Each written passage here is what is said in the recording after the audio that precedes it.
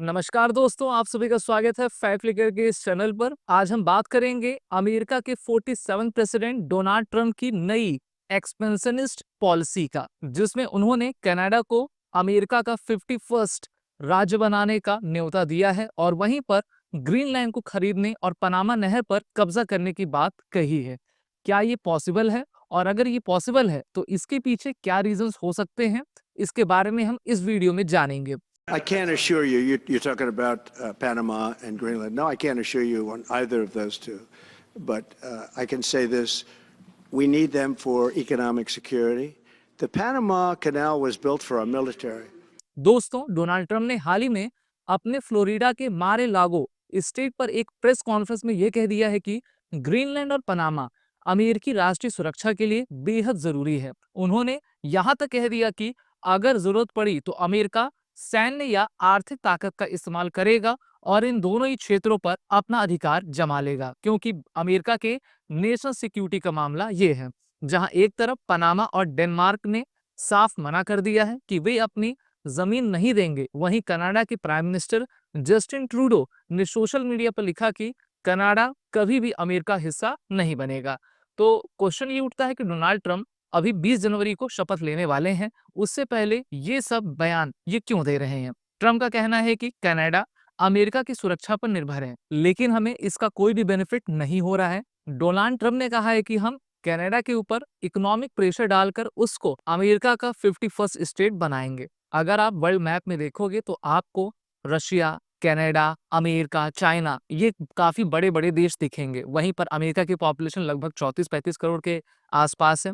और अगर हम कनाडा की पॉपुलेशन देखें तो ये वर्ल्ड के 1% भी पॉपुलेशन आपकी काउंट नहीं करती है, लेकिन रशिया के बाद सबसे बड़ा क्षेत्रफल कनाडा का ही है। हम सभी जानते हैं कि डोनाल्ड ट्रंप अपने पूरे इलेक्शन कैंपेन में उन्होंने कहा था कि हम मैक्सिको और अमेरिका के बीच में दीवार को खड़ा करेंगे, जिससे कि जो इलीगल इमिग्रेशन है उसको रोका जा सके। ट्रंप ने मैक्सिको की खाड़ी यानी कि गल्फ ऑफ मैक्सिको का नाम बदलकर गल्फ ऑफ अमेरिका रखने का प्रस्ताव भी दे दिया है।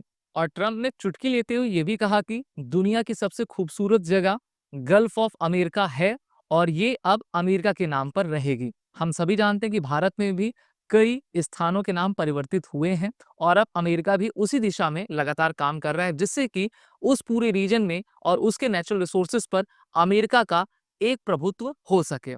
बात करते हैं पनामा कैनाल की, जिसको नहर कहा जाता है। तो ये नॉर्थ और साउथ अमेरिका को जोड़ने वाला एक महत्वपूर्ण लिंक है। यह कैनाल 1914 में खोली गई थी और अमेरिका के लिए हमेशा से ही एक स्ट्रेटेजिक इंपॉर्टेंस रखती है। अमेरिका ने ईयर 2020 में इस नहर से 3.4 बिलियन यूएस डॉलर की कमाई की थी, लेकिन जल स्तर में गिरावट और बढ़ते हुए शुल्क इसे चुनौतीपूर्ण बना रहे हैं। इस कारण से डोनाल्ड ट्रंप चाहते हैं कि इस पर एकाधिकार अमेरिका का रहे, जिससे कि हम पूरा रेवेन्यू खुद ले सकें और इस पर किसी भी दूसरे देश का दावा ना होने दें। वहीं पर दोस्तों, ग्रीनलैंड जो आर्कटिक महासागर और उत्तरी अटलांटिक के बीच स्थित है, वो नेचुरल रिसोर्सेस और जियोपॉलिटिकल नेशनल स्ट्रेटजी के कारण अमेरिका, रूस और चीन के लिए काफी इंपॉर्टेंट है। यहाँ पर स्थित rare earth mineral American technology और रक्षा उद्योग के लिए जरूरी है। वहीं पर क्वेश्चन ये भी उठता है कि ट्रंप ग्रीनलैंड को खरीदने में क्यों इंटरेस्टेड हैं? अगर आप हमारे अर्थ को देखोगे तो उसमें नॉर्थ पोल है और साउथ पोल है। नॉर्थ पोल में आपको ग्रीनलैंड दिखेगा, बहुत ही बड़ा आइलैंड है जो यूरोप और अमेरिका के बीच में स्थित है। ये मैक्सिको और सऊदी अरब से भी आपका बड़ा है। इसकी स्ट्रेटेजिक लोकेशन इतनी इंपॉर्टेंट है जिससे कि रशिया, अमेरिका और चाइना इससे क्रिटिकल मिनरल्स आपके निकाला करते हैं। अमेरिका ने यहाँ के एयरबेस से कोल्ड वॉर के समय में ऑपरेट किया हुआ था और अमेरिका ये जानता है कि चाहे जियोपॉलिटिकल सिचुएशन हो, टेक्नोलॉजी, डिफेंस हो, इसमें ग्लोबल रेयर अर्थ का महत्व काफी अधिक है। इस कारण से अमेरिका ग्रीनलैंड को पूरी तरीके से कब्जा करना चाहता है। हम ये भी देख रहे हैं कि जिस प्रकार से क्लाइमेट चेंज हो रहा है, उससे ग्लेशियर्स लगातार मेल्ट होते जा रहे हैं और एक नया रास्ता वर्ल्ड ट्रेड के लिए खुलता नजर आ रहा है, जिस पर अमेरिका, चीन और रशिया की नजर आपकी लगी हुई है। इस कारण से डोनाल्ड ट्रंप चाहते हैं कि वो इन सभी रीजन को अमेरिका के अंडर में आपका ला सके।